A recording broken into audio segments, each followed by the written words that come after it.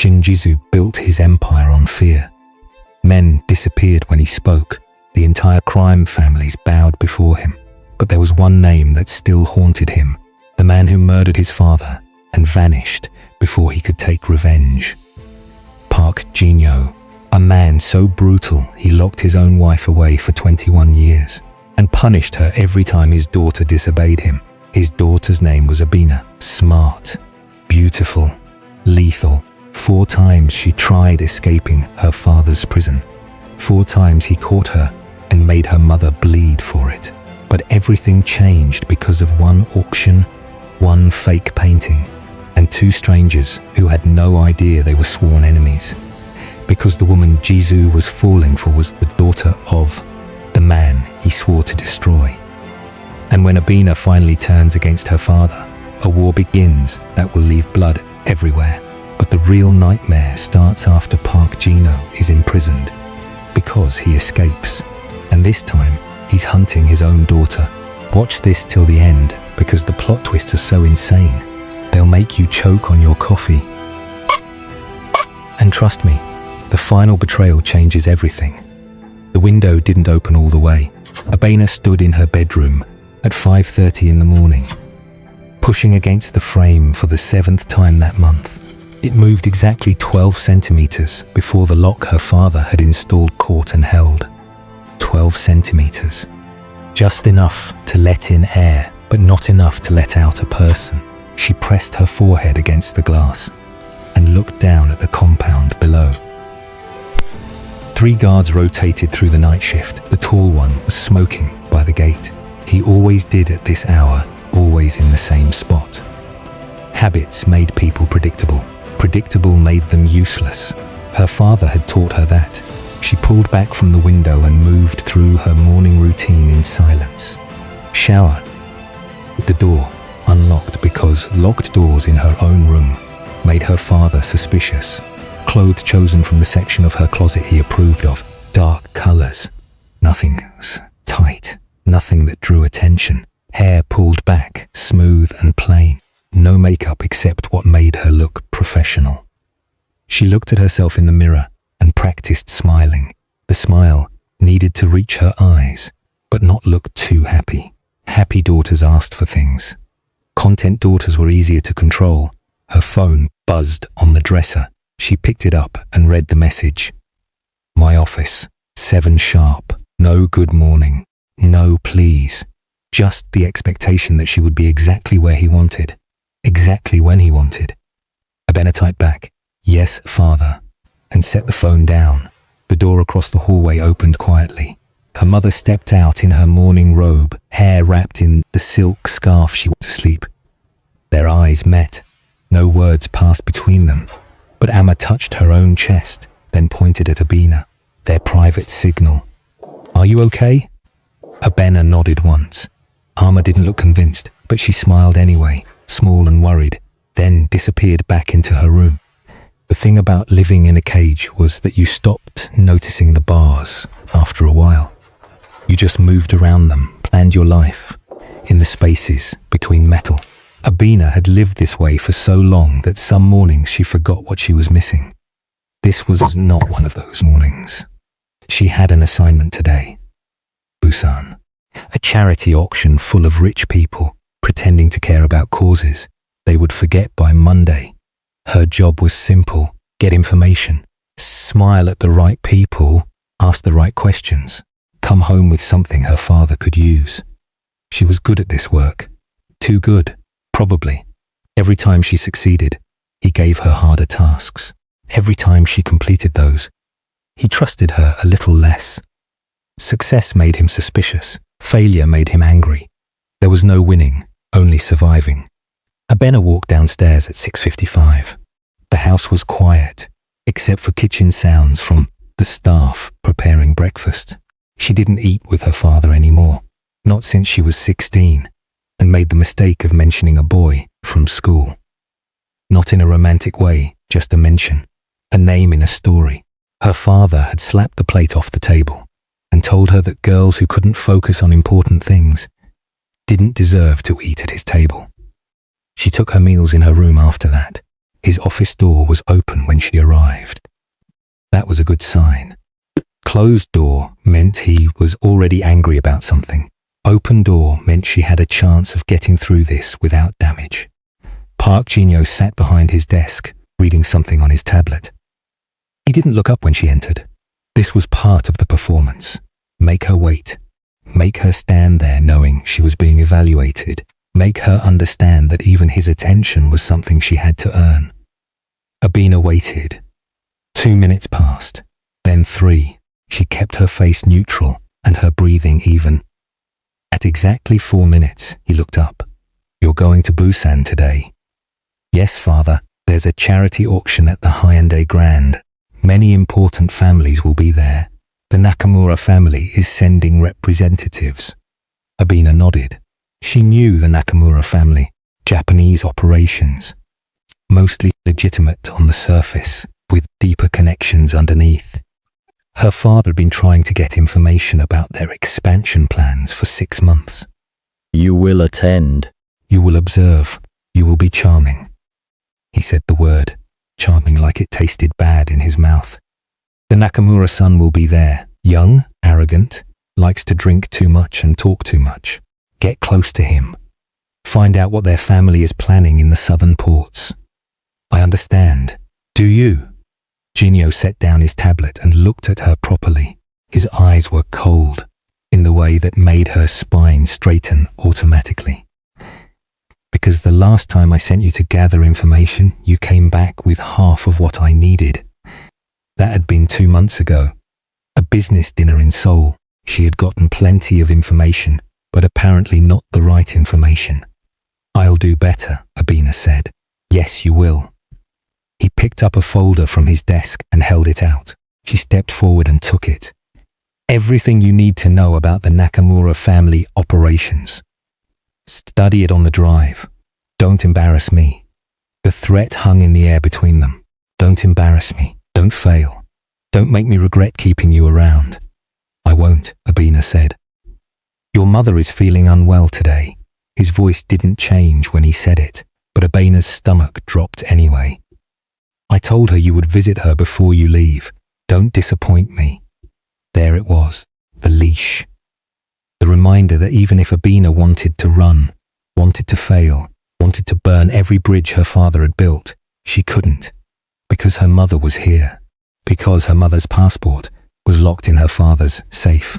Because her mother's phone was monitored and her movements were tracked, and the only freedom she had was the small garden behind the house, where she grew plants that reminded her of Ghana. I'll see her now, Abina said quietly. Gio waved his hand in dismissal.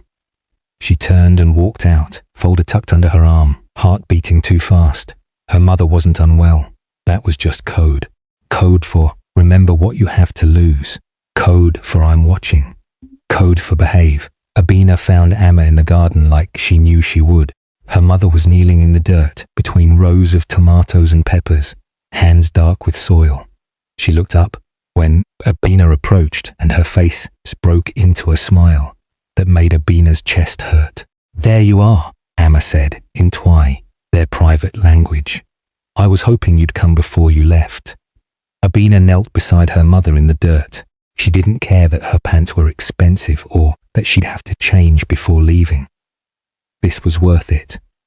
Father said you weren't feeling well. Amma laughed, short and bitter. Your father says many things. I'm fine, baby. Just the usual. She reached out and touched Abina's face with dirty fingers, leaving a smudge on her cheek. You look tired. I'm okay. Liar. But Amma said it gently. She went back to her planting, fingers moving carefully around delicate roots. Big assignment today? Just another auction. Rich people buying expensive things to feel good about themselves. And you have to smile and pretend to be impressed. That's the job. Amma was quiet for a moment, patting soil around a seedling. 21 years, she said finally.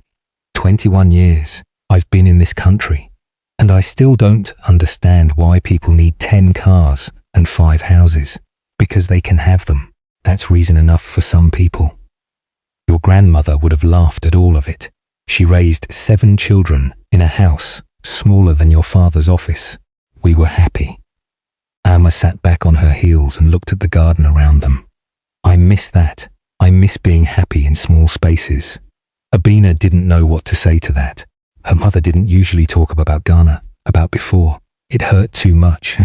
Tell me about grandmother, Abina said instead. Amma's face softened. She was fierce, loud. She could make you feel ashamed of yourself with just a look, but then she'd feed you anyway, because no one should go to bed hungry, even if they were being stupid. She smiled. She would have loved you. She wouldn't have understood your father, but she would have loved you. Why did you marry him? The question came out before Abena could stop it. She'd asked before, but never got a real answer. Amma's hands stilled in the dirt.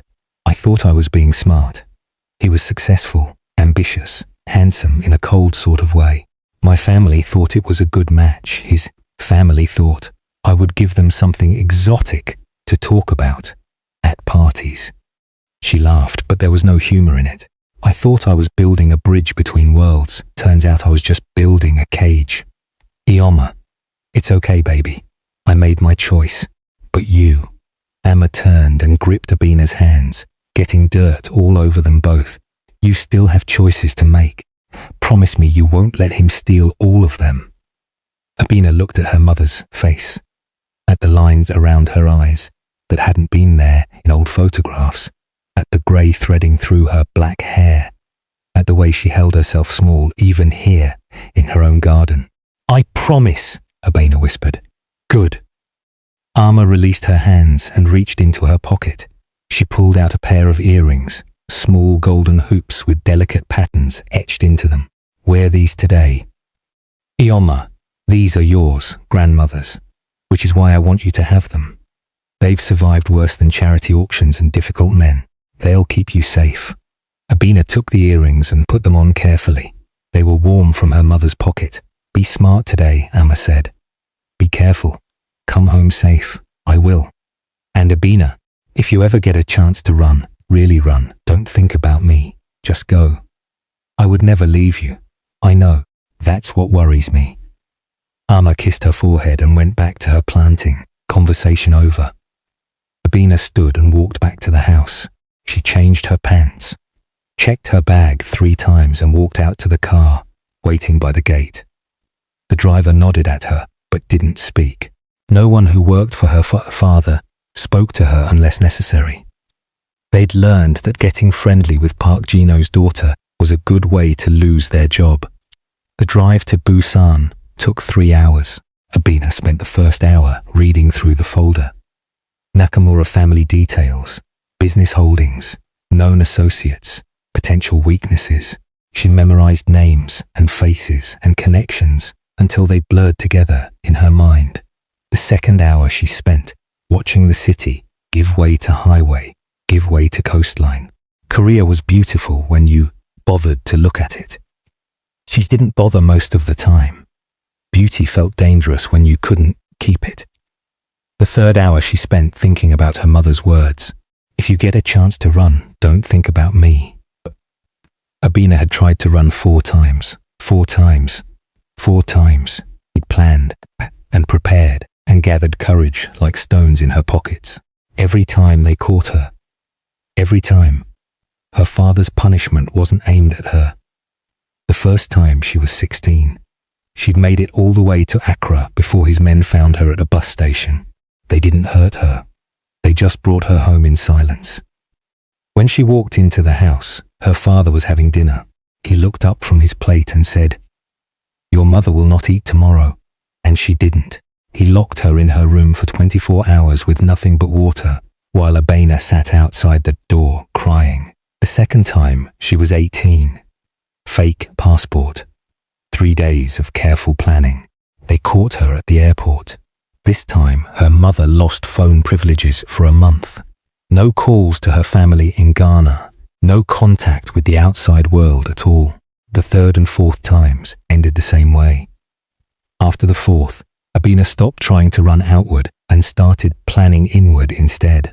She would become so skilled, so valuable, so necessary that eventually she'd construct her own exit on her own terms. She was 20 now, still waiting for that opening, still building towards something she couldn't quite see. The car pulled up to the hotel at exactly 2 in the afternoon. The auction started at 4. Abina had 2 hours to prepare, to transform herself from Park Jin-yo's disappointing daughter into whatever this assignment needed her to be. She checked into her room using the card her father's assistant had prepared. The room was nice but not excessive. Her father didn't believe in wasting money on comfort. The view looked out over Hyundai Beach, where tourists were scattered across the sand like scattered rice. Abina showered and changed into the dress she'd packed. Black, simple, elegant, without being flashy.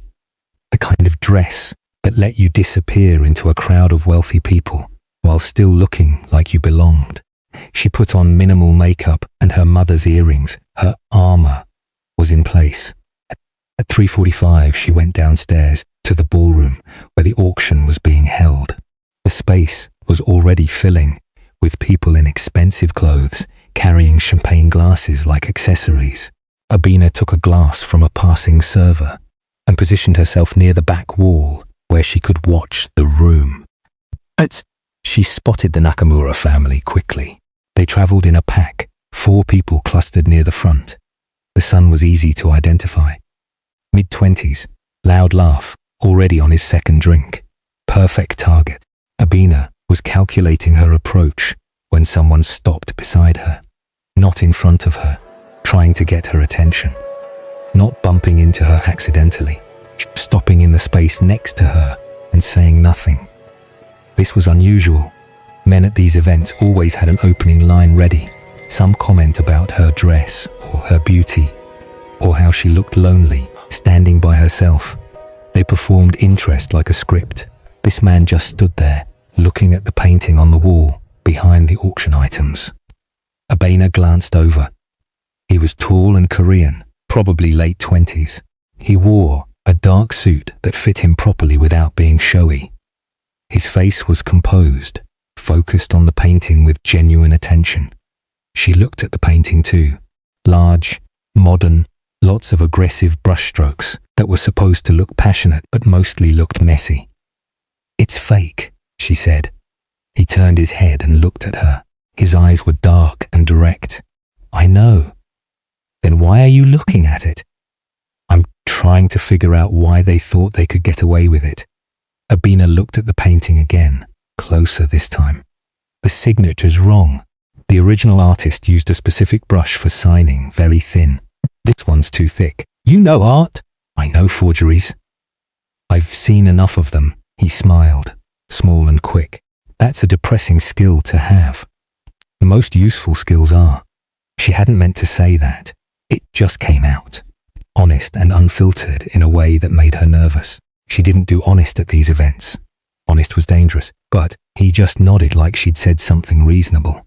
"I'm Jisoo, no last name." "Interesting." "Abina, also no last name."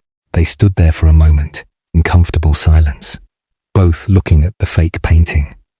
"So, are you here to buy overpriced art for a good cause, or are you avoiding someone?" Jisoo asked. "Can't it be both?"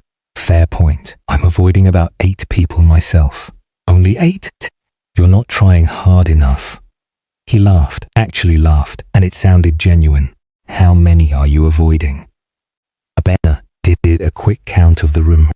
12, maybe 15, if you count the people I don't want to meet in the first place. "That's impressive. We should compare lists. Make sure we're not avoiding the same people." "That would be awkward." "Why would that be awkward?" "Limited hiding spaces. We'd have to share." Abina felt something strange happening to her face. It took her a second to recognize it. She was smiling, not the practice smile she used for assignments. A real one.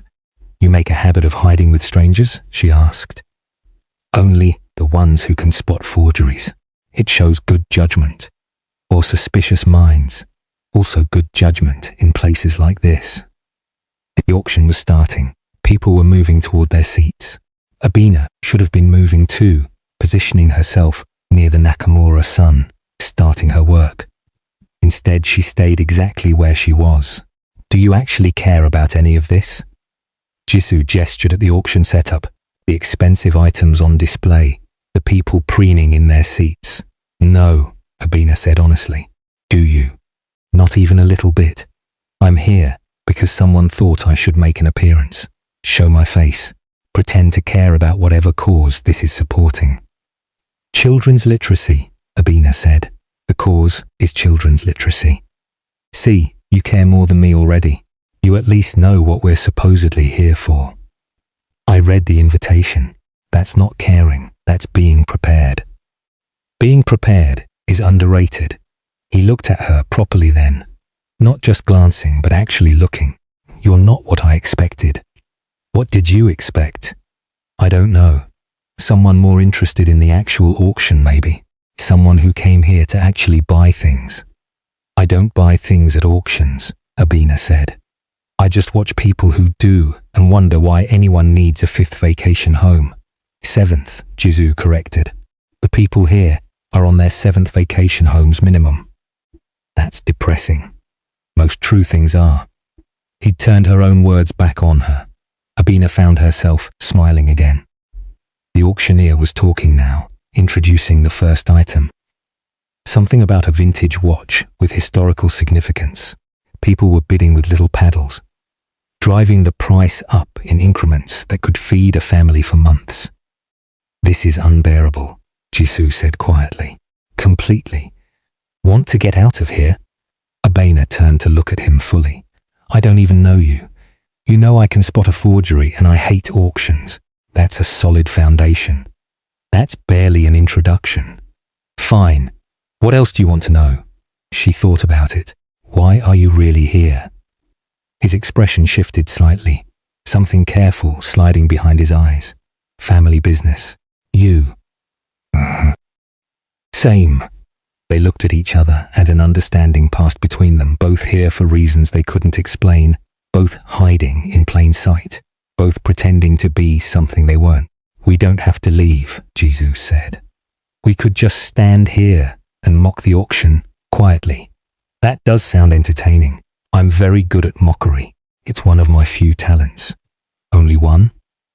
I'm also good at finding the best food in any city and arguing about movies. Those are oddly specific talents. I'm an oddly specific person. The auction continued around them. Abena should have walked away 10 minutes ago. She should have been doing her job, gathering information, focusing on her assignment. Instead, she was standing next to a man named Jisoo, talking about nothing important and feeling something she hadn't felt in months. She felt light. Tell me about the food thing, she said. His whole face changed when he smiled properly. Okay, so there's this place in Seoul, tiny restaurant in Mangwon, no sign outside, you'd walk right past it. Best kimchi jjigae in the entire country. Bold claim, true claim. I've tested it extensively. Extensively. I take food very seriously, apparently. They talked for 20 minutes about food, then another 20 about traveling, then somehow ended up in a discussion about whether movies were better in theaters or at home. Jisoo argued for theaters with the kind of passion most people reserved for actual important things. Abina found herself arguing back just to watch him get worked up. You're wrong, he said, but he was grinning. I'm not wrong. You're just nostalgic. Nostalgia is valid. Nostalgia is just being sad about the past. That's the most cynical thing I've ever heard. You haven't known me very long. Good point. Maybe you say more cynical things regularly. I absolutely do. 2 hours passed like 20 minutes. The auction was ending. People were standing, collecting their purchases, air kissing, and making plans for dinner. Abina had completely forgotten about the Nakamura family. She'd forgotten about her assignment. She'd forgotten about everything except this conversation with this strange man who made her laugh. I should go, she said, but she didn't move. Should you? I have things to do. Important things, allegedly. Jisoo looked at her for a long moment. Can I see you again? The question hung in the air between them. Abina knew what the answer should be. No, Absolutely not. She didn't do this. She didn't meet people and make plans and let them into her life. Her life wasn't hers to share. Yes, she heard herself say. His surprised smile was worth the risk. Can I have your number? This was the moment. This was where she should give him a fake number or make an excuse or disappear into the crowd. This was where training and common sense and 20 years of survival instinct should kick in. Abina pulled out her phone and told him her real number. He typed it in and called it immediately. Her phone buzzed in her hand. Now you have mine too, he said, very presumptuous. I'm checking to make sure you didn't give me a fake number. Why would I do that? Because you're smart and I'm a stranger, and this is probably a terrible idea. It is a terrible idea, Abina agreed. But you gave me your real number anyway. I did. Why? She looked at him. At this man she'd known for less than 3 hours, who felt more real than anyone she'd met in years. I have no idea, she said honestly. His text came through before she even made it to the lobby. Is this really your number? Or am I going to end up texting a stranger? Abena looked down at her phone and felt something flutter in her chest. She typed back quickly. Only one way to find out. 3 dots appeared immediately. Then, I'm willing to take that risk. She smiled at her phone like an idiot, standing in the middle of the hotel lobby while people in expensive clothes flowed around her. This was dangerous. This was stupid. This was the kind of mistake that would cost her everything if her father found out. She saved his number anyway. The driver was waiting outside. Same car, same silent treatment, same 3-hour drive back to Seoul. Abena climbed into the back seat and watched Busan disappear behind her. She should have been thinking about her failure. She'd completely forgotten the Nakamura family. Hadn't gathered any information. Hadn't even tried. Her father was going to ask questions, and she had no answers prepared. Instead, she was thinking about the way Jisoo had looked at that painting. The way he'd laughed when she said something sharp. The way he'd asked for her number like he was genuinely uncertain she'd say yes. Her phone buzzed again. What are you doing tomorrow? Tomorrow. Abina stared at the message. Tomorrow was Sunday. Her father expected her home. Expected her available. Expected her. Sitting in that compound waiting for the next assignment, like a weapon in storage. She typed, I might be free in the evening. Might be? I have to check something first. Mysterious. I like it. I'm not mysterious. I'm just busy. Busy being mysterious. It's okay. I can wait. She was smiling again. This was becoming a problem. The drive back felt longer than the drive there. Seoul appeared slowly. City lights. Replacing coastline buildings blocking out their sky.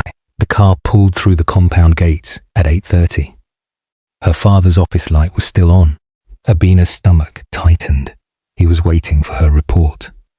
She went to her room first, changed out of the dress, removed her makeup, put her mother's earrings carefully in her jewelry box. Then she walked downstairs to face the consequences. Her father was at his desk, reading something on his computer. He didn't look up when she knocked. Come in. She stepped inside and closed the door behind her. Well, he said, Abina had learned long ago that the best lies stayed close to the truth. The Nakamura son was drunk within an hour, sloppy, loud, not careful about what he said. And what did he say? Nothing useful. He spent most of the night trying to impress women and failing. His family kept him away from serious conversations. This was complete fabrication, but it sounded plausible. Gino finally looked up from his screen. So you wasted an entire day. I made contacts. Other people who might be more useful later. Names. She rattled off 3 names of people she'd seen at the auction. People who looked important enough to be worth mentioning, but not so. Important. Her father would follow up immediately. He studied her face. She kept it neutral, bored even, like this whole trip had been tedious instead of life-changing. Next time do better, he said finally. Yes, father, you're dismissed. She left before he could ask more questions. Her mother's door was closed, but light showed underneath. Abina knocked softly. "Come in, baby." Amma was sitting in bed reading. She set the book down when Abina entered and patted the space beside her. Abina climbed onto the bed like she was 10 years old instead of 20. "How was it?" Amma asked. "Fine. Boring. Rich people being rich."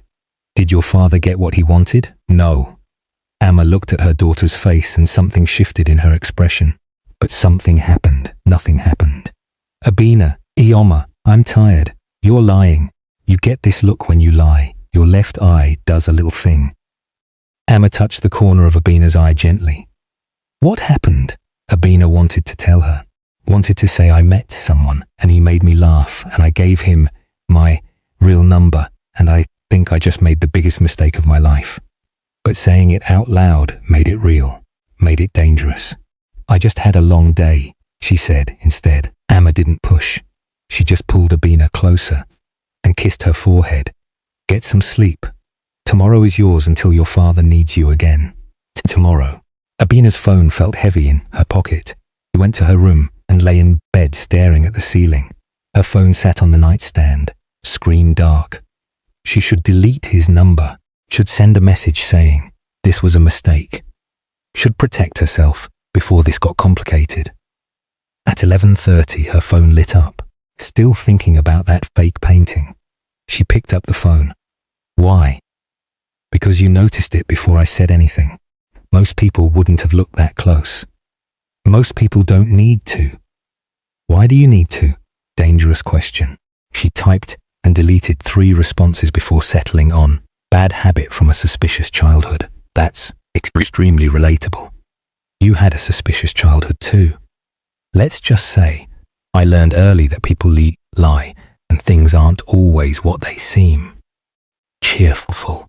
You started it with your cynical nostalgia comment. That was about movies. Everything is about everything if you're paying attention. Abina smiled in the dark. That's extremely pretentious. I contain multitudes. Did you just quote poetry at me? Maybe. Did it work? I'm still texting you, so apparently, yes. She could almost hear him smiling through the phone. They texted until 2 in the morning. Nothing deep, nothing serious. Just back and forth about small things. Music and food, and the best neighborhoods in Seoul.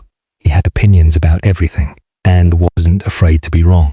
She found herself arguing just to see what he'd say next. At 2:15 he sent, "You should sleep, you should too. I will if you will, deal. Good night, Abina. Good night, Jisoo." She fell asleep with her phone still in her hand. The next morning, her father left early for a meeting. Her mother was in the garden. Abina had the house to herself for exactly 3 hours before she was expected at a family dinner. She texted Jisoo at 10. "I'm free this evening, 6 o'clock. His response came in seconds. "Yes, where?" "You pick. Somewhere loud." "Loud? I don't like quiet restaurants. Too much pressure." "Hongdae. There's a place near the university. Korean fusion. Always packed. Impossible to have a serious conversation. Perfect. See you at 6. Abina spent the afternoon in her room pretending to study, but actually trying on different outfits. This was ridiculous. She was trained in infiltration and information gathering and strategic manipulation. Getting dressed for a date shouldn't be this complicated. Except it wasn't just a date. It was the first choice she'd made entirely for herself in longer than she could remember. She settled on jeans and a simple sweater. Normal, like a normal 20-year-old meeting a normal person for normal dinner. She could pretend for one night. Getting out of the compound required lying. She told her mother she was meeting a friend from university. Amma looked skeptical but didn't ask questions. She told the driver she needed to go to a bookstore in Hongdae to pick up textbooks. He drove her without comment and she promised to text when she needed pickup. Then she was free, standing on a Hongdae street corner at 5:50, heart beating too fast. Jisoo appeared at exactly 6.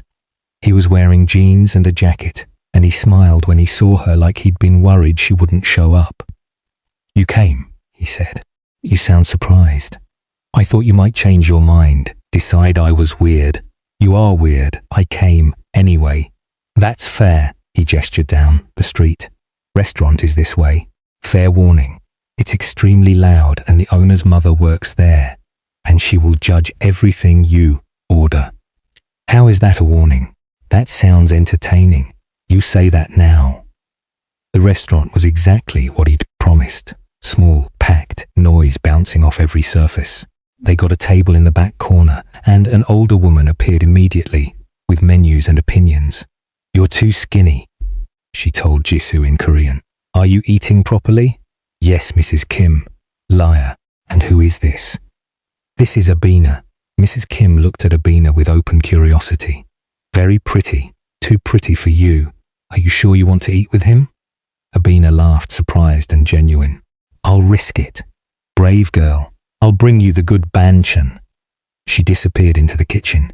Jisoo looked embarrassed. Sorry. She's very direct. I like her. She called me too skinny. You are too skinny. Not you too. They ordered food and fell into easy conversation. Easier than it should have been for two people who barely knew each other. Jisoo asked about her university studies, and she gave him the careful half-truths she'd prepared. International relations, focus on Asian economics, mostly online classes, all technically accurate, all missing the part where her father controlled every aspect of her education. Why online, he asked. Flexibility. I travel a lot for family things. What does your family do? Business, import-export, some investments. It's boring. She shifted the conversation quickly. What about you? What do you do when you're not critiquing fake paintings? His expression flickered, something careful sliding into place. Also business, also boring, also family. They looked at each other across the table, and an understanding settled between them. Both hiding something, both okay with not pushing. What's that? Let's make a deal, Jisoo said. No family talk, no work talk, just this, just us, right now, nothing else. It was the best offer she'd had in years. Deal. The food came in waves, Mrs. Kim brought out enough for 6 people and kept appearing with more. They ate and argued about everything. Jisoo thought Korean fusion was the future of dining. Abina thought it was just an excuse to charge more money. She tore his arguments apart with glee. You're very argumentative, he said, but he was grinning. You started it. I made one comment about food culture. A wrong comment. It wasn't wrong. It was extremely wrong. He laughed and reached for more kimchi. Okay, fine. Why was I wrong? She explained, probably more intensely than necessary, her theory about authenticity versus innovation. He listened with full attention, occasionally interrupting with counterpoints. The argument escalated playfully until Mrs. Kim appeared and told them they were disturbing the other customers. Sorry, they said in unison. She walked away shaking her head. We got scolded, Jisoo said. Your fault. How is it my fault? You're the one who picked the fight about fusion cuisine. You're the one who couldn't let it go. They were both smiling like idiots. After dinner, they walked along the Hongdae streets. Saturday night meant crowds of young people, street performers on every corner, music spilling from cafes and clubs. Abena felt invisible in the best way. Just another person in the crowd, not Park Jino's daughter, not a weapon, or a tool or a disappointment. Just Abena. Cold? Jisoo asked. She was, but she shook her head. He shrugged out of his jacket anyway and held it out. She took it because arguing seemed stupid when she was actually freezing. Thanks. You're welcome.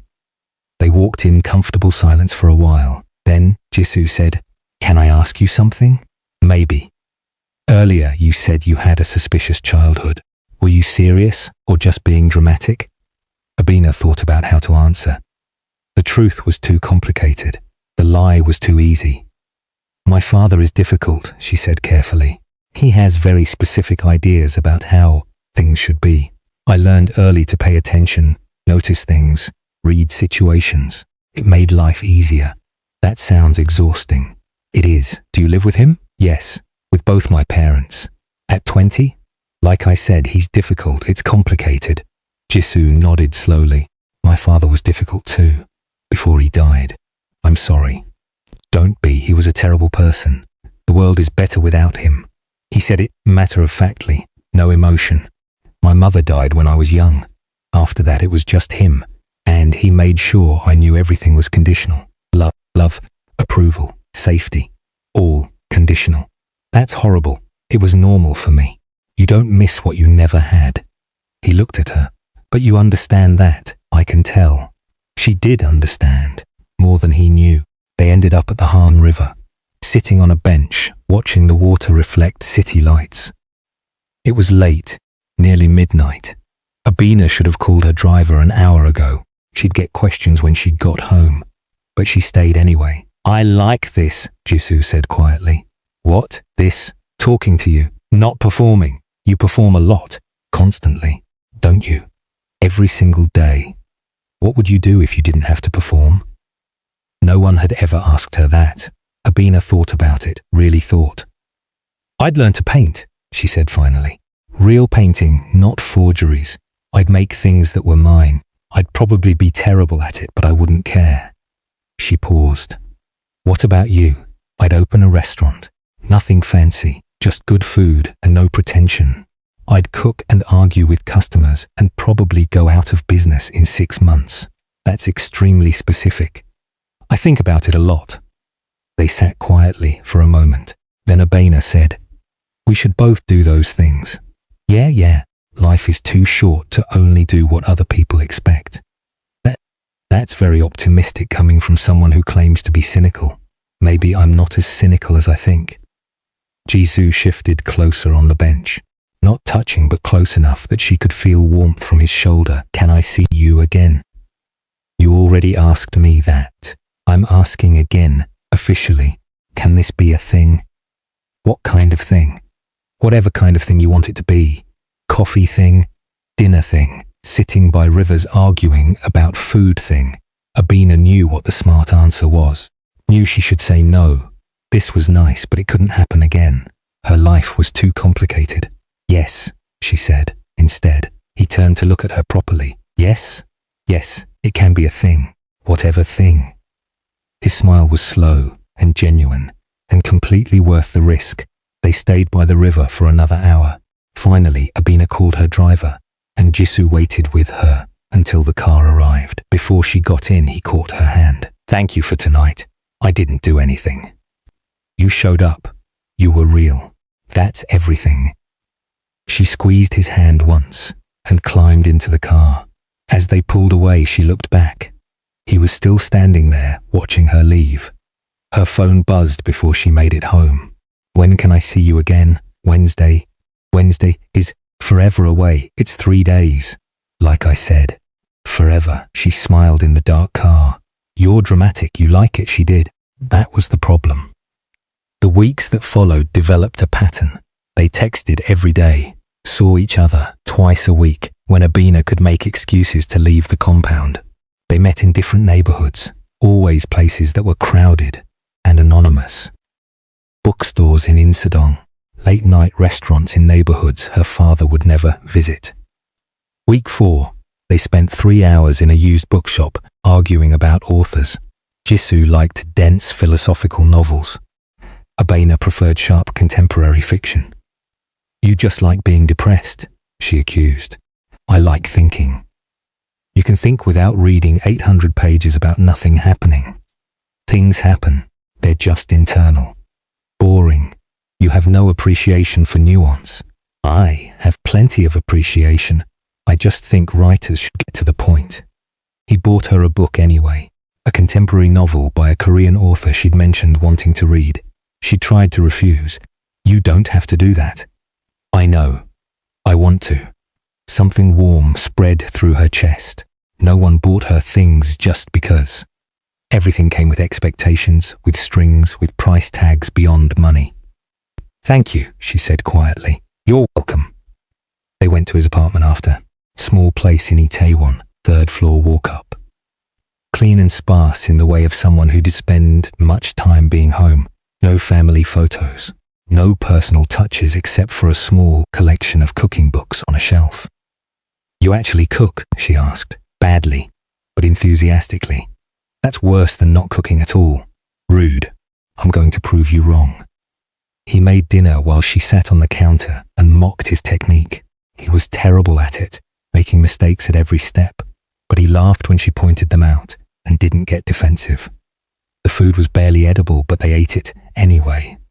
See? Delicious, he said. That's not the word I would use.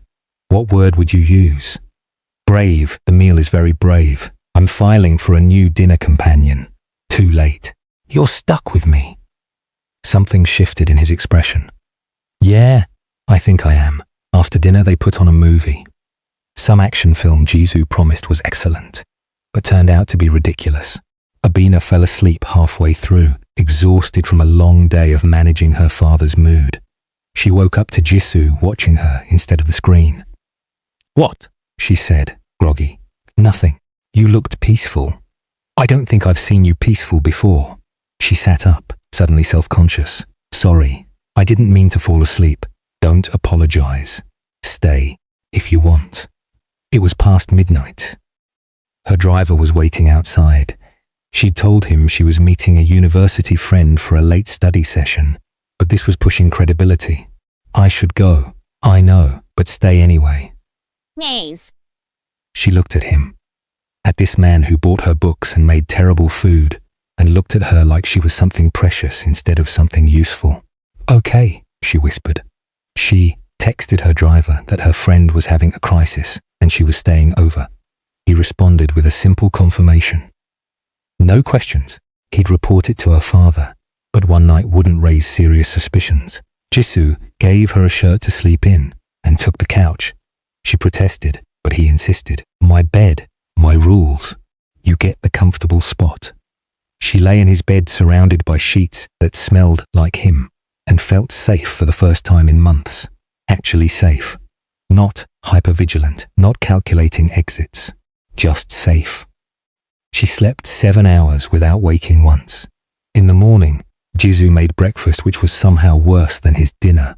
Burned eggs and toast that could double as a weapon. You're truly terrible at this, Abina said, and yet you keep eating it. I'm being polite. You're being a liar.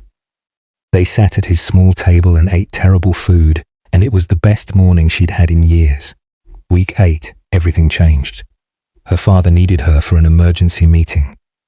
Last minute, immediate. She was supposed to see Jisoo that night. She texted him an hour before. Something came up. I can't make it.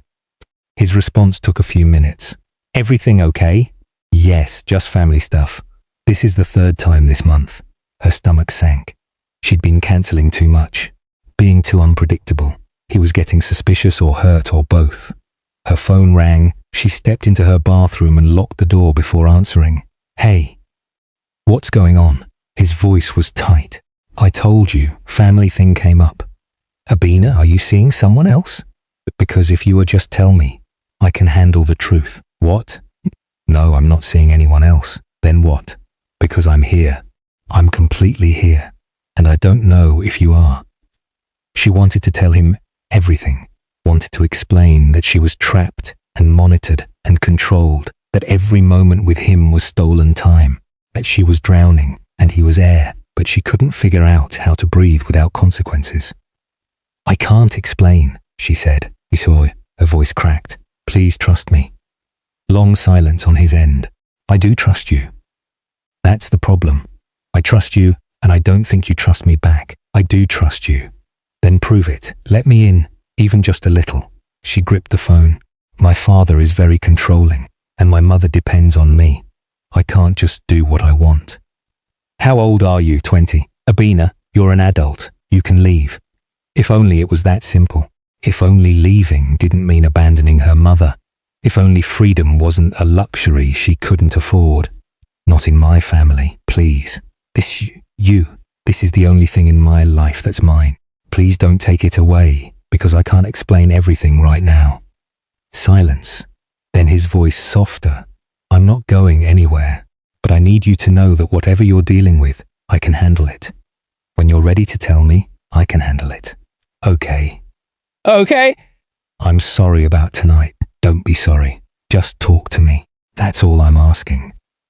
They hung up and she cried quietly in the bathroom where no one could hear. Week 12, she realized she loved him. It happened in a 24-hour cafe in Gangnam at 2 in the morning. Jisoo had some late work thing he wouldn't explain. She'd had a brutal day managing her father's temper. They met looking exhausted and found each other anyway. He ordered terrible coffee and she ordered tea. They sat across from each other, saying nothing important. The cafe was nearly empty. Fluorescent lights hummed overhead. Jisoo fell asleep at the table, headed, resting on his folded arms. She watched him breathe, watched his shoulders rise and fall, watched him be vulnerable and unguarded. And she understood suddenly and completely that she loved him. Not the careful, maybe love of someone testing boundaries, not the performance of affection, real love. The kind that made her want things she couldn't have, the kind that was going to cost everything. He woke up 20 minutes later, groggy. Sorry, long day. It's okay. What were you saying before? Nothing important. He reached across the table and took her hand. His fingers were warm. Stay with me tonight. I can't. Tomorrow. Maybe. I'll take maybe. They walked out into the cool Seoul night. He put his arm around her shoulders and she leaned into him. Jisoo? Yeah. When you said you could handle whatever I'm dealing with, did you mean that? He stopped walking and turned to look at her properly. Yes, even if it's really complicated. Even then, she nodded, not explaining further. He didn't push. I'll tell you soon, she said. I promise, whenever you're ready. They stood on the empty street and she memorized this moment. His face in streetlight, his hand warm on her shoulder, the feeling of being seen and chosen and loved. Because even if she hadn't said it out loud, she knew. And she thought maybe he knew too. The next Friday, her father called her to his office. She went down expecting another assignment. Instead, he was standing by the window looking satisfied in a way that made her nervous. There's a meeting tomorrow. Okay. An important meeting. The 5 families. All of them together. Her stomach dropped. The 5 families never met all together unless something major was happening. Territory disputes, major deals, serious threats. Why? She asked. Territorial adjustments, financial agreements, the usual politics. He turned to look at her. You'll attend. Take notes. Observe. Say nothing. Yes, father. The Shin family will be there, their new head. I thought Shin Minho died years ago, 2 years ago. Heart attack. Her father's tone suggested he didn't believe the heart attack story. His son runs operations now. Young, aggressive, dangerous. Shin Jisoo. The world stopped. Everything stopped. Her father was still talking, but she couldn't hear him. Blood rushed in her ears. Her vision tunneled. Shin Jisoo. Her father's oldest rival's son. The son who took over operations at 26. The son who ran one of the 5 families. The man she'd been seeing for 3 months. The man she loved. Are you paying attention? Her father snapped. Yes. Sorry. Shin Jisoo, I understand. Good. Tomorrow, 10 in the morning. Wear something professional. She left his office on autopilot, made it to her room, locked the door, sat on her bed staring at nothing. This wasn't possible. It couldn't be possible. Jisoo had said his father was dead, had said he did family business. But she'd never asked details, never pushed. They'd both been so careful not to look too close. She pulled out her phone, searched Shin Jisoo, found nothing. No photos, no press, no public record. Just like her, both of them ghosts in their own worlds. Her phone buzzed, thinking about you. It was from Jisoo. From the man who was either the biggest coincidence in history or the most elaborate trap her father had ever set. She stared at the message, typed and deleted 5 responses. Finally, thinking about you too. Because even if this was a trap, even if everything was about to explode, she loved him. And that was the biggest trap of all. The meeting room was in a hotel in downtown Seoul. Neutral territory. high security, the kind of place where dangerous people made dangerous agreements. Abina arrived with her father at 9:45. She wore a grey suit and her mother's earrings and every piece of armor she could construct. Her face was blank, her hands were steady. Inside she was screaming. The other families were already there. The Nakamuras, the Okonkwas, the Russos, all seated at the large conference table with their advisors and security.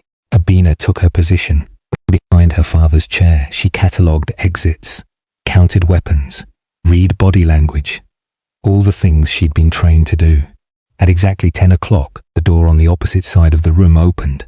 The Shin family, someone announced. 3 men walked in, 2, older, flanking the one in the middle, Jisoo. He wore a dark suit. His face was cold and composed. He moved with authority. Every inch the family head, every inch the dangerous man her father had described. Their eyes met across the room. She watched recognition hit him, watched shock flash across his face for half a second before he locked it down, watched him understand exactly what she'd understood the night before. They'd both been lying, both been hiding, both been living in borrowed time. The meeting started. People talked. Her father spoke. Jisoo responded in a voice she'd never heard before. Cold, professional, absolutely in control. She took notes automatically. Heard nothing. Wrote nonsense. No one checked her work. The meeting lasted 90 minutes. 90 minutes of sitting 3 meters from the man she loved while he negotiated with her father like they were enemies. Which they were. Their families had been enemies for a decade. Jisoo's father had died because of her father's business moves. This was not a coincidence. This was fate with a sick sense of humor. When the meeting finally ended, the families dispersed to separate rooms. Abina walked into the hallway, needing air, needing space, needing anything but this. Footsteps behind her. She knew who it was before turning. Jisoo stood 10 feet away. His face was no longer blank. He looked furious and hurt and betrayed. How long? His voice was low and tight. She couldn't speak. How long have you been playing me? Was any of it real, or was this your father's plan from the beginning? What? The word came out broken. Don't. I just sat across from Park Jinyo while his daughter stood behind him, taking notes. You want me to believe you didn't know who I was? I didn't know. My family and yours have been at each other's throats for a decade. My father died because of your father's business moves, and you expect me to believe it's coincidence that you just happened to meet me? Just happened to give me your number? Just happened to fall into my life exactly when my family is vulnerable? I didn't know about your father. I didn't know any of this. Abena, I swear, my photos aren't anywhere. My father keeps me hidden. No press, no public records, nothing. I'm a ghost. I didn't know who you were. I didn't know your last name. We never told each other. Something flickered in his expression, but the anger was still there. If that's true, then this is worse, because now we're both screwed. People were coming down the hallway. He grabbed her wrist and pulled her into an empty office, locked the door behind them. They stood 2 feet apart. All the careful distance they'd maintained for 3 months collapsed into nothing. Tell me the truth, he said, right now, all of it. I didn't know who you were. Her voice cracked. I thought I could have one thing, just one thing that was mine, that he hadn't chosen or controlled or destroyed. I thought I could keep you separate from all this. How? How did you think you could keep this separate? I don't know. I wasn't thinking. I just wanted something real. This isn't real. This is a disaster. It was real to me. He stopped, looked at her properly, saw the tears she was trying to hold back. Abina, if he finds out about us, he'll take my mother. He'll move her somewhere I can never reach her. She's all I have. She's the only person who... She couldn't finish, couldn't breathe. 3 months of carefully constructed lies crashing down around her. Jisoo's expression changed. The anger shifted into something else. What do you mean, take your mother? He controls everything. Where she goes, who she talks to, Her passport is in his safe. She's been his prisoner for 21 years, and I'm the only reason she's still okay. And you? I'm his weapon. It's different, but not much. He stared at her like he was seeing her for the first time. How long? Always, my whole life. And you've tried to leave 4 times. Every time he punished her instead of me. So I stopped running and started planning. I thought if I got good enough, valuable enough, I could eventually construct my own exit. That's why you're so careful. Why you always check exits. Why you catalog threats. Training. He made sure I knew how to survive his world. Jisoo ran a hand through his hair, paced the small office, turned back to her. He doesn't know about us? No, I never said your name. Never posted anything. I was so careful. Good. Then he's not going to out. Not before we fix this. There's no fixing this. Our families are enemies. I don't care about our families. He stepped closer. I care about you. Why? The question came out small and broken. His expression softened. Because you gave me your real number. Because you fell asleep on my couch. Because you argued with me about books like it actually mattered. Because in 3 months, you're the only real thing I've found in this entire world. I love you, she said. First time saying it out loud. I've known for weeks. I thought it would destroy everything. I was right. He pulled her against his chest, arms tight around her. She felt him shaking, or maybe she was shaking, or maybe they both were. I love you too, he said into her hair. And this isn't over. We're going to fix this. How? I don't know yet, but we're doing it together. Tell me everything about your father's operation. Tell me where your mother is. Tell me what you need. She pulled back to look at him. You're serious. Completely. This could destroy your family, could start a war. Then we'll handle it. But I'm not losing you. Not to him, not to any of this. She looked at this man who she'd met 3 months ago over a fake painting, who made terrible food and bought her books, and looked at her like she was precious instead of useful. Okay, she whispered. Okay. That night, they met at a small apartment in Yongsan. Jisoo brought 2 people. A woman named Minji with sharp eyes and sharper instincts. A man named Dae-sung, who looked like an accountant, and probably was. Both of them looked at Abena with open suspicion. You're sure about this? Minji asked Jisoo. Completely.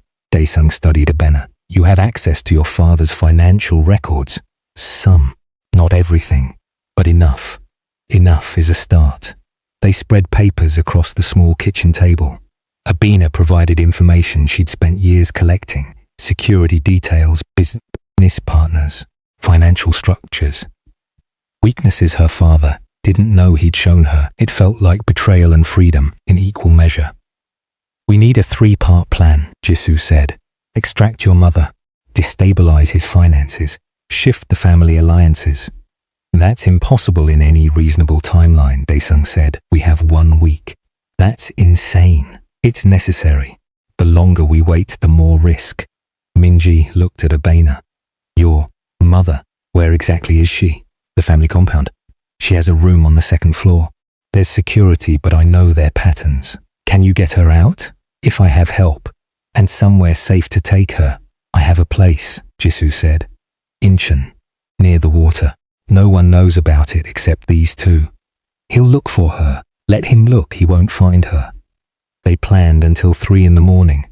Every detail, every contingency, every risk. When Minji and Dae-sung finally left, Abena and Jisoo sat alone in the quiet apartment. Are you okay? He asked. I just gave you everything you need to destroy my father. Your father, not mine. He killed mine, remember? I didn't know that. I'm sorry. Don't be. You're not responsible for what he did. He took her hand. But you understand what this means. If we do this, there's no going back. I know. What do you want to happen? After. No one had ever asked her that. She thought about it. Really thought. I want my mother to have a garden. A real one where she can grow things from Ghana. I want to wake up without being afraid. I want to learn who I am when I'm not performing. She paused. I want you. If you still want me after all this. I want you. Whatever comes after, I want you in it. She leaned against him. Then let's burn it all down. Together? Together. Tuesday morning, Abina visited her mother's garden like she did every week. Normal routine. No one suspected anything. Alma was planting tomatoes. Her hands were dark with soil. She looked up when Abina approached and smiled. There you are. I was hoping you'd come. Abina knelt beside her mother in the dirt. Ioma, I need you to trust me. Amma's hands stilled. She looked at her daughter's face and saw everything. What is it? We're leaving today. Right now. 21 years of captivity held in the pause between heartbeats. Abina, your father won't be able to stop this, but we have to go now. What have you done? Something I should have done years ago. Please. Do you trust me? Amma looked at her daughter, 20 years old, terrified and determined and ready to fight. Always, she said. She stood, dirt on her knees, a lifetime of waiting ending in a Tuesday morning. Let me get my things. No time. Just you. They walked through the compound together. Abina's heart hammered against her ribs. Security nodded as they passed. Normal Tuesday. Normal garden appointment. Normal mother and daughter going to normal lunch. The car waited at the gate. Minji was driving. Abina helped her mother into the back seat and climbed in beside her. The gate opened. They drove through. Amma watched the compound disappear in the side mirror. Her hand found Abina's and squeezed. Who helped you? She asked in Twi. Someone I trust. The boy you've been seeing. Abina's head snapped around. How did you know? Amma smiled. You think I don't recognize that look? I wore it once. A long time ago. Her expression turned serious. Does he love you? He says he does. Do you believe him? Abina thought about Jizu, about fake paintings and terrible cooking, and the way he looked at her like she mattered. Yes, I think I do. Then I trust your judgment. The safe house in Incheon was small and bright. Windows looked out over the water. Amma stepped inside and stopped. Just stopped and stared.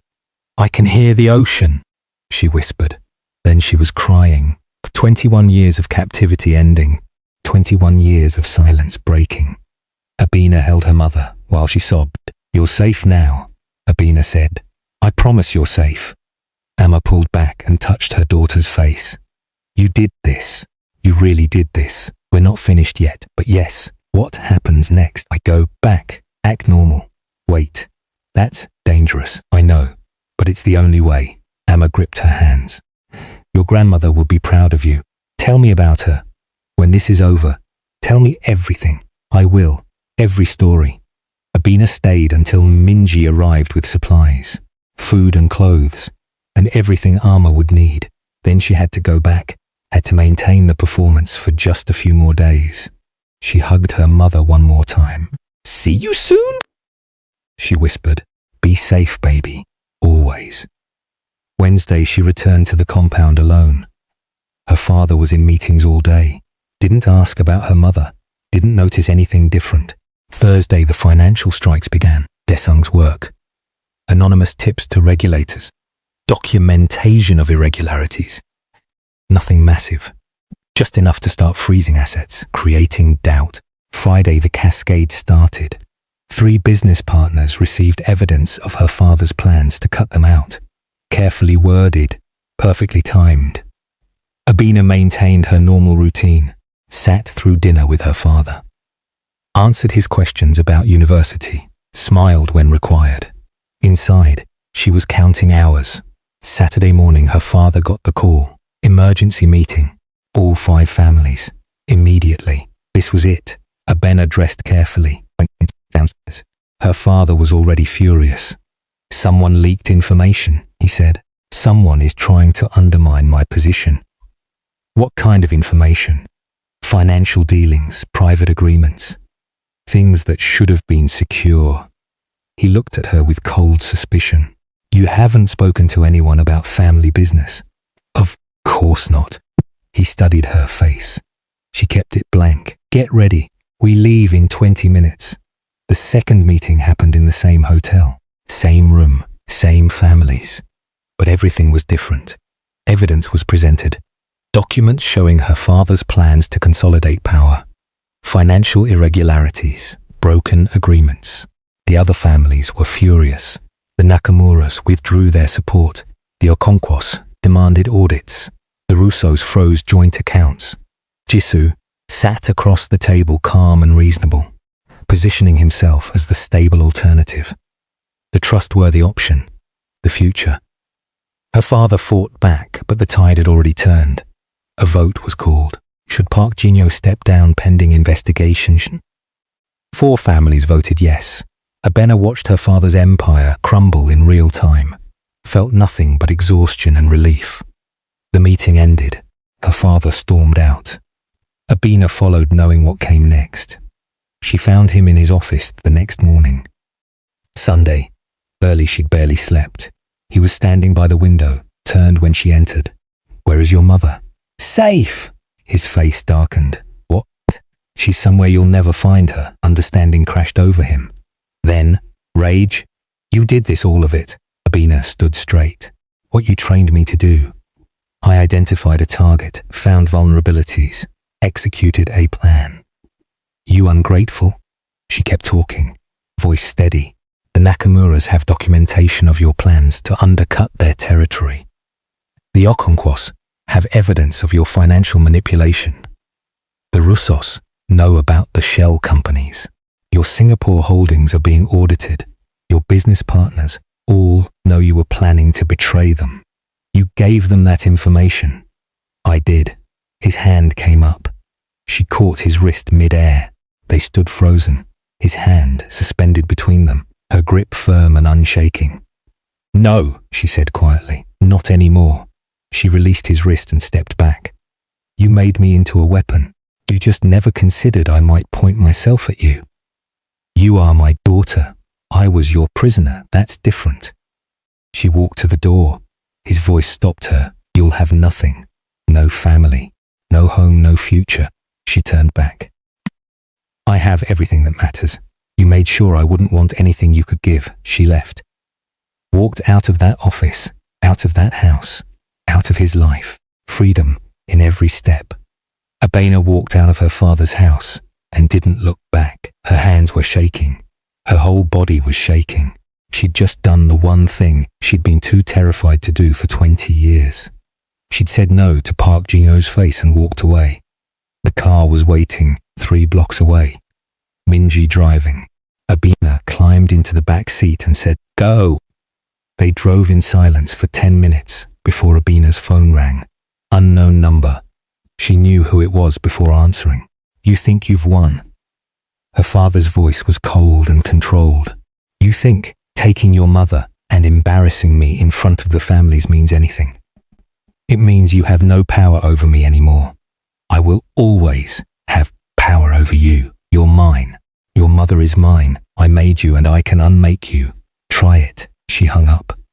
Her hands were still shaking. "He's going to come after us," she said to Minji. "I know. Jisoo knows.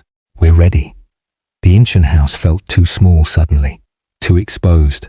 Her mother was in the garden when they arrived. She looked up and saw Abena's face. "What happened?" "I told him. I told him everything and I left." Amma stood and pulled her daughter into her arms. "Then it's really over." "Not yet. He's angry. He's going to do something. Let him try. We're not alone anymore." That night, Jisoo arrived with 4 of his people. They positioned themselves around the house, standing guard, waiting.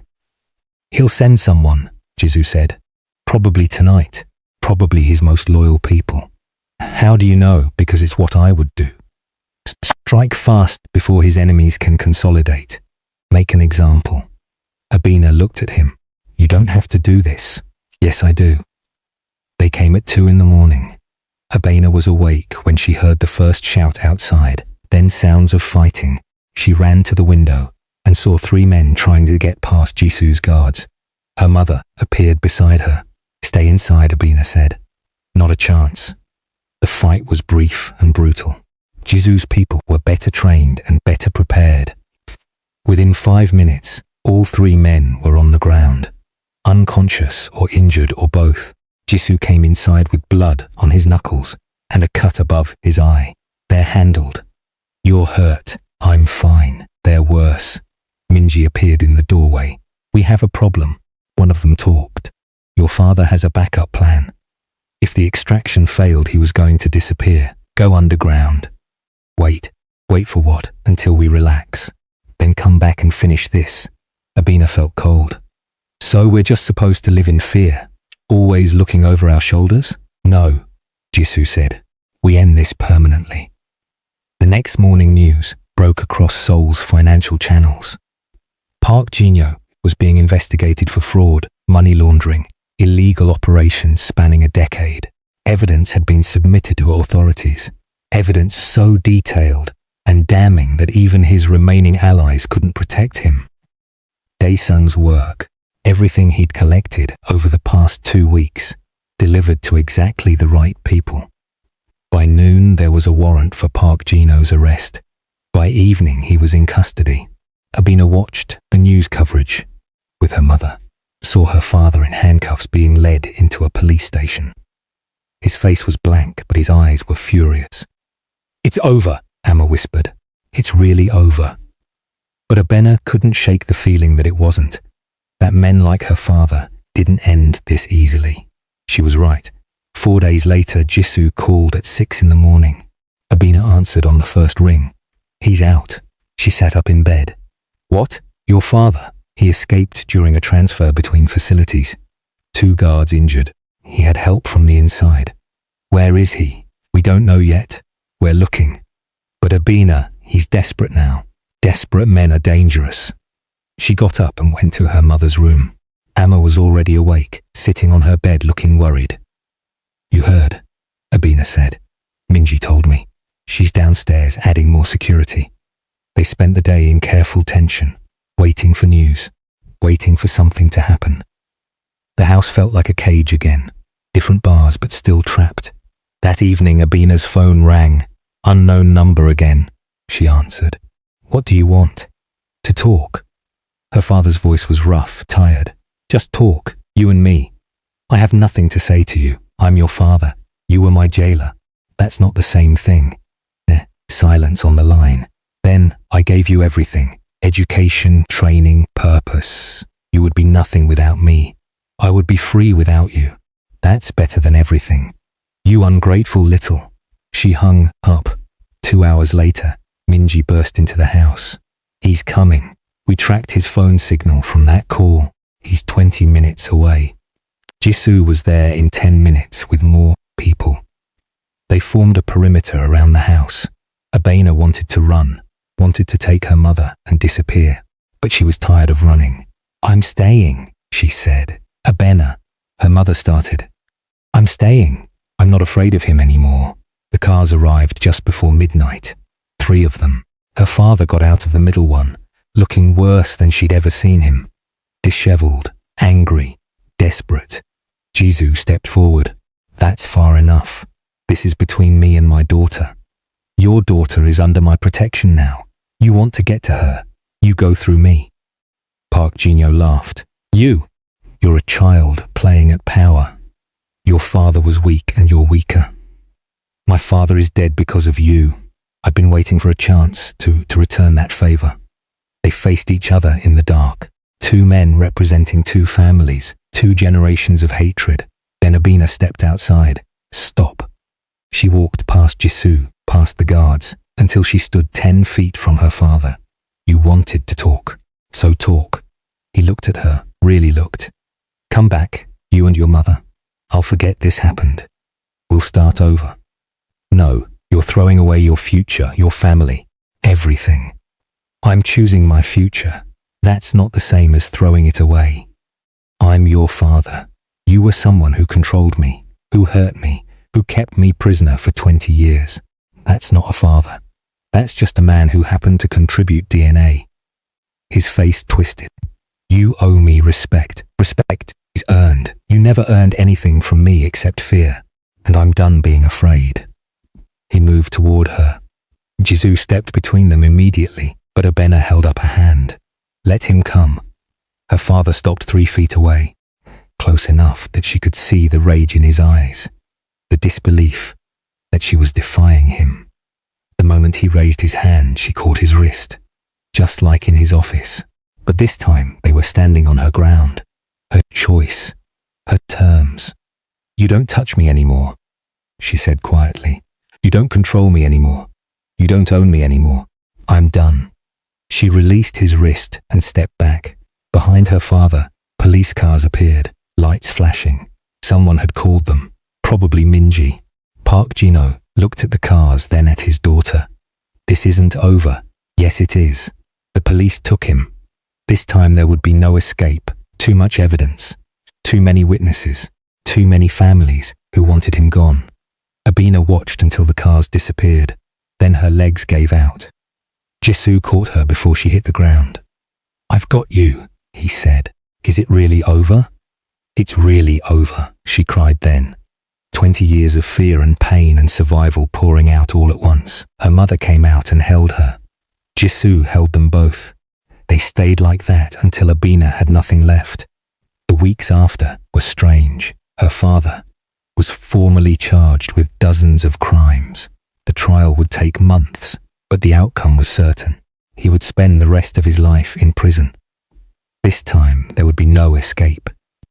Abina should have felt relief. Instead, she felt empty, like she'd been running towards something for so long that stopping felt wrong. "Give it time," her mother said. They were in the garden together, planting new seeds. "Your body needs time to understand it's safe now. How long did it take you?" "I'll tell you when I get there." They both smiled at that. Jisoo visited every few days. He had his own empire to run, but he made time. They would sit on the porch and talk about small things. Nothing heavy, nothing serious, just existence. "I want to start the foundation," Abina said one evening. "Help people like me and Ioma."